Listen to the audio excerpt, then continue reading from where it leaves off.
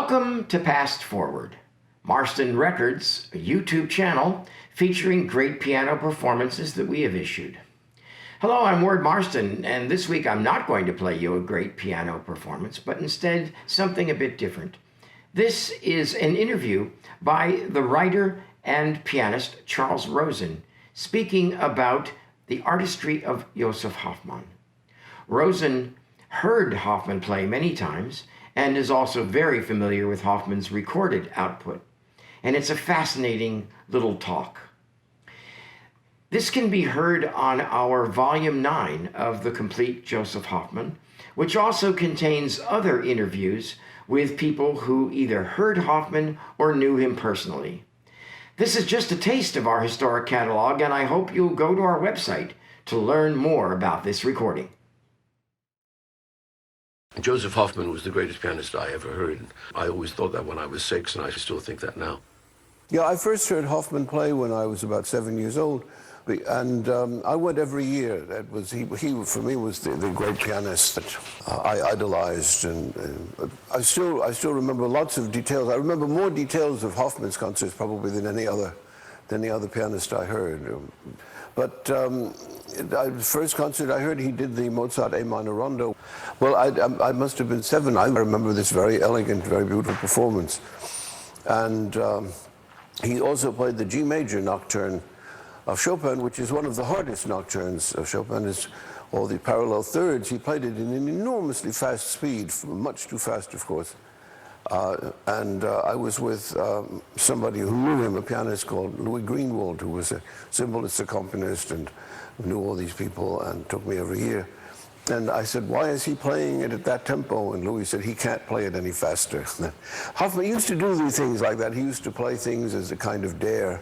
And it was very funny. The playing, erratic would be the wrong word for it, that there were performances at which he gave great attention to what he was doing and played with enormous elegance and real perfection, and there were others where he was a little more absent-minded and was sort of fooling around. The really great recordings of 1924, 1925, the Brunswick recordings, that's the way I remember Hofmann playing, and with that extraordinary elegance. I mean, those 1924-25 recordings are absolutely amazing. That there's almost nothing like them in the history of recording. The last time I heard Hofmann play was one of his last concerts, and I was studying with Moritz Rosenthal and with his wife, Hedwig Kahner, and she was sick that day, and he wanted to go, of course, and so I went to the concert. Actually, I took Moritz Rosenthal. He must have been way in his 80s at the time. And I was in a box with Rosenthal on one side of me and Joseph Levine on the other side of me, which I remember very well. I remember Hofmann came out on the stage with the program, which he put on the music rack to see what he was playing on that occasion. I don't remember his ever doing that before. This was one of his last years and so on. He still played at very, very remarkable performances, very elegant. Although I do remember he played Opus 31, number 3, and after the scherzo, Rosenthal turned to Levine and said, too fast. And then after the minuet, Levine turned to Rosenthal and said, too slow. And then, of course, both of them went backstage to tell him how wonderful it was. So I presume that's what they were telling him. So they were not speaking to him in a language that I understood at the time. I'm not sure whether they were Polish, if it's possible.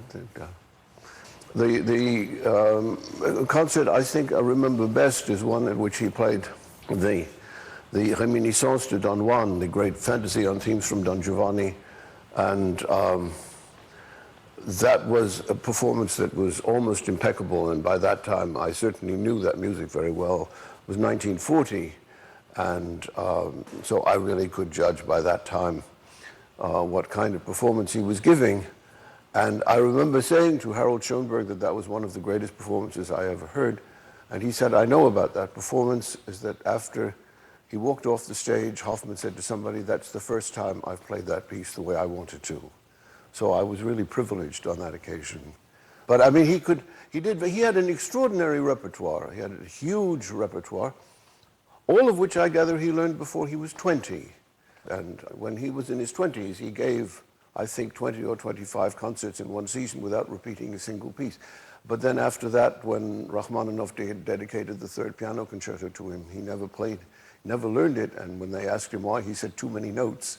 I mean, this actually, it gets harder and harder for musicians to memorize things as they get older. And Hofmann had this extraordinary memory when he was young, and he had this huge repertoire.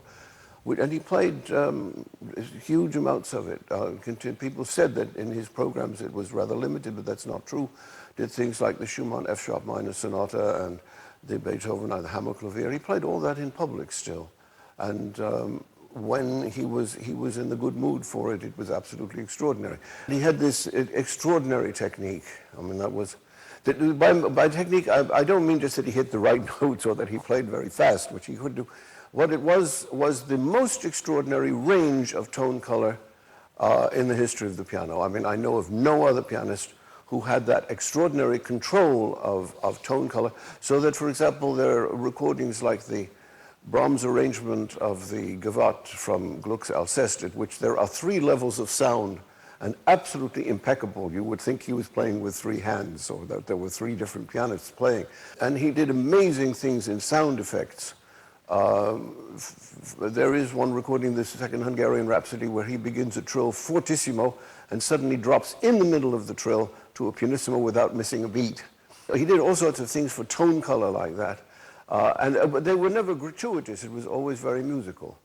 The other thing that I remember is that, would like to say, is that he actually contradicts a great many of the myths that one has about the pianists of the 1920s. We very often hear that they all played rhythmically very freely, that they never played with their hands together. There's a beautiful recording that Hofmann did, I think 1924, of the C-sharp minor waltz of Chopin, in which in the outer sections he plays with his hands absolutely together, and in the inner section, which is very lyrical, the hands are very slightly apart. I mean, that must be the real old tradition of rubato. Rubato, I mean, one of the meanings of rubato is to play with the hands apart like that. And it was not used all the time. It was sort of not smeared like expression over everything. And also Hofmann's playing, he did use certain rhythmic freedoms, but the playing was most of the time close to metronomic. There is even, in fact, that the recording of the Second Hungarian Rhapsody of Liszt is in some ways out of style, because the opening is marked a capriccioso, I mean, supposed to be, very, very freely, and Hofmann plays it almost in absolutely strict time. It's also the noblest performance that I know. The playing was extremely aristocratic and very noble and very reserved. That's also, one should remember, if you see in the films that they have of Hofmann, was exactly as I remember, he made almost no particular gesture. He sat very simply at the keyboard and played, except for a fortissimo where he would raise his hand above his head and bring it down. That was about the only gesture of any kind that was that one could see him. It was very extraordinary playing, and that it was the elegance and the variety of sound. I mean, I know of nobody who controlled the sound of the keyboard the way he did. He was really a great musician, and that he never flaunted it. That it was never dogmatic, and it was very often there was kind of improvised effects. He used to amuse himself, as most of the pianists at that time did, like Levine and others, of bringing out inner voices, sometimes rather surprisingly, sometimes not terribly successfully for the music. But I mean, the understanding of the structure of the piece was really extraordinary in all of the performances that I heard. He also occasionally could fool around in public. That he did on one occasion as an encore. He threatened to play the Rachmaninoff Prelude in C-sharp minor, and he told Rachmaninoff that he was going to do that, and Rachmaninoff begged him not to play it. So what he did was he began it and then shifted into another piece. It's sort of like this.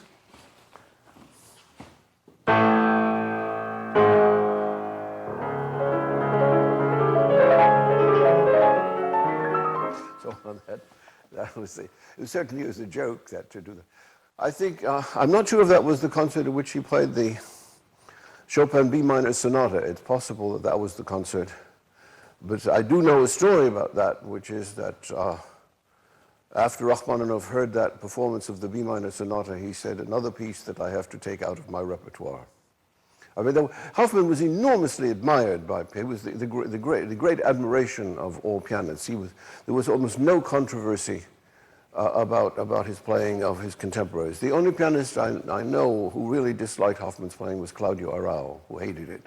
But I mean, he was the great admiration of Rachmaninoff, of Horowitz, and so on. That he did have a kind of status as a kind of hero or god at that time. And above all, it was a kind of impeccable playing which he could do when he was serious and paid attention. I don't think any other pianist had quite that unanimity of admiration that he had. I was lucky. I did hear Hofmann play the music for which he was most famous and for which he was most admired, and that is something really that I value in my experience of piano playing more than anything else. He was amazing.